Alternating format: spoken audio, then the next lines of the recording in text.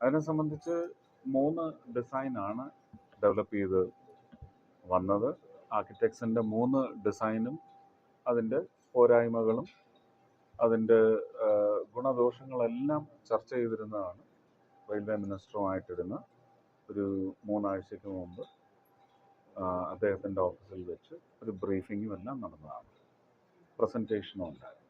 അന്നൊരു walk through നമുക്ക് ലഭ്യമല്ലായിരുന്നു. അന്ന് ആവശ്യപ്പെട്ടതനുസരിച്ച് ഒരു വാക്ക് ത്രൂ അടക്കം 5 ദിവസം മുമ്പ് എൻ്റെ ഓഫീസിൽ ട്രിവാൻഡ്രത്ത് വെച്ച് റെയിൽവേ ഒഫീഷ്യൽസ് വന്ന് ഈ ഡിസൈനും കാര്യങ്ങളും വാക്ക് ത്രൂവും കണ്ടു.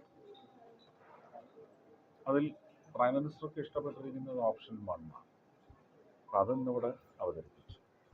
അപ്പോൾ തൃശ്ശൂരിനെ സംബന്ധിച്ച് മേയർ, ഇവിടുത്തെ ചാർജുള്ള കേരളത്തിലെ മന്ത്രി ശ്രീ രാജൻ, അതുപോലെ തന്നെ ഈ കോൺസ്റ്റിറ്റ്യുവൻസിയുടെ MLA ശ്രീ ബാലചന്ദ്രൻ, മേയർ വന്നു, കളക്ടറും കമ്മീഷണറും വന്നു, ADM ഉണ്ടായിരുന്നു.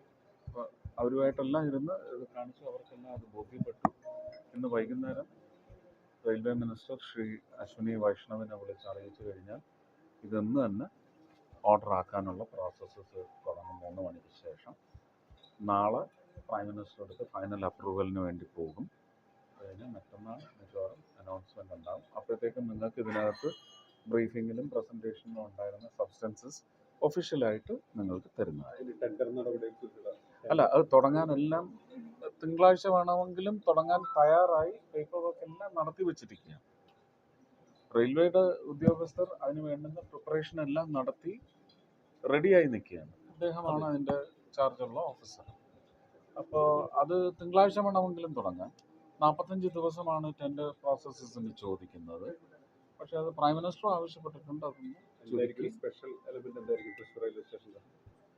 ഇപ്പം 100 എന്നുള്ളത് ഒരു 1200 വളരെ. ആ 100 എന്ന് പറയുന്ന ഒരു എണ്ണമാണ് ഞാൻ പറഞ്ഞത്.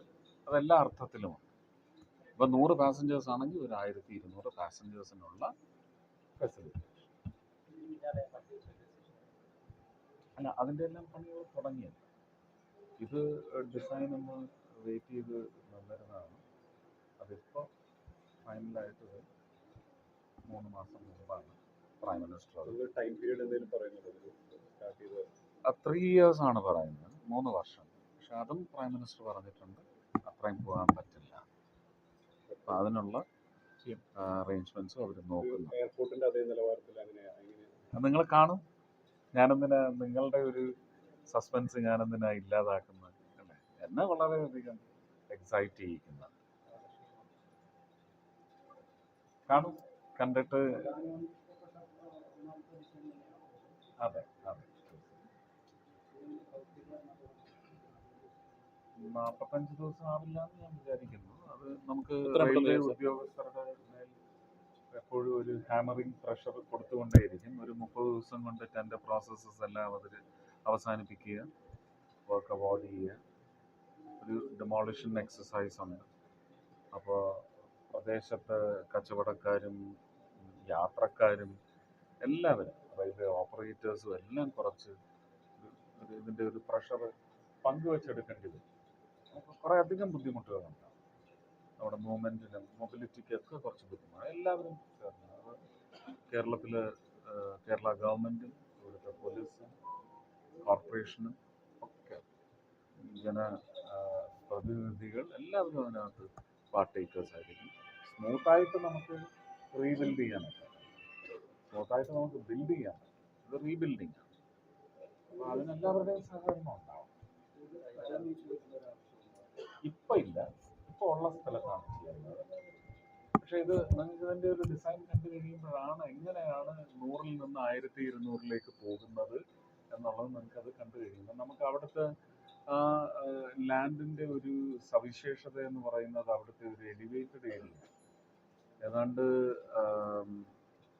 3 നില പൊക്കത്തിലാണ് എലിവേഷൻ ഉള്ളത്. ഏതാണ്ട് 30 മീറ്റർ അല്ലേ? 30 അടി 10 മീറ്ററോളം എലിവേഷനാണ്. അപ്പോൾ അതൊക്കെ നമുക്ക് വളരെ പോസിറ്റീവായിട്ട് വന്നിരിക്കുകയാണ്, വളരെ ഫേവറബിളായിട്ട് വന്നിരിക്കുകയാണ്. അപ്പോൾ അതെല്ലാം കൂടി ഇതിനകത്ത് ഉൾക്കൊള്ളിച്ച് നമുക്ക് കിട്ടാൻ പോകുന്ന ഒരു അവൈലബിൾ ഫെസിലിറ്റേഷൻ എന്ന് പറയുന്നത് ഭയങ്കര എക്സൈറ്റിംഗ് ആണ്. എനിക്കത് മനസ്സിലായി. ഞാനത് നിങ്ങളെ അത് അറിയിക്കുന്നതിന് ഫൈനലായിട്ട് ഇതാണ് എന്നുള്ളത്. റെയിൽവേ മിനിസ്ട്രിക്ക് പ്രൈം മിനിസ്റ്ററുടെ അപ്രൂവൽ കിട്ടി.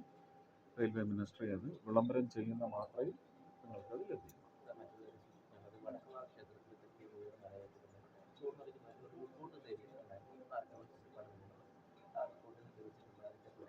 ഇല്ല, തന്നിട്ടില്ല. അത് ഞാനിപ്പം എൻ്റെ റിപ്പോർട്ട് ക്യാബിനറ്റ് ചീഫിന് പറയാം.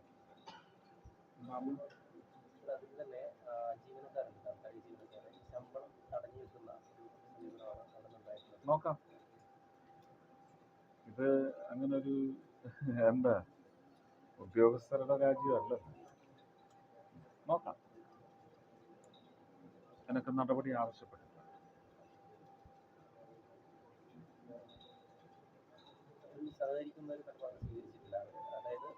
എന്തിനാ അങ്ങനെ പറയുന്നത്? എന്തിനാ? അവർക്ക് അതിൻ്റെതായ കാരണങ്ങളുണ്ടാവും അല്ലേ? ഞാൻ പറഞ്ഞ ഇതാണ്, ഈ മാറ്റം നിങ്ങൾക്ക് വരണം. എനിക്ക് ആ വാക്ക് ഉപയോഗിക്കാൻ എനിക്കിഷ്ടമല്ല. പക്ഷെ ഇവിടെ പറഞ്ഞ് അവിടെ ചോദിച്ച്, അവിടെ പറഞ്ഞത് ഇവിടെ കൊണ്ടുവന്ന്, ഇവിടെ നിന്ന് എടുത്ത് തിരിച്ച് അങ്ങോട്ട് തട്ടി ജനങ്ങളുടെ മനസ്സ് മലിനമാക്കരുത്. ഒരു ദിവ്യ സ്വഭാവം മാധ്യമ പ്രവർത്തനത്തിനും ഉണ്ടാകും.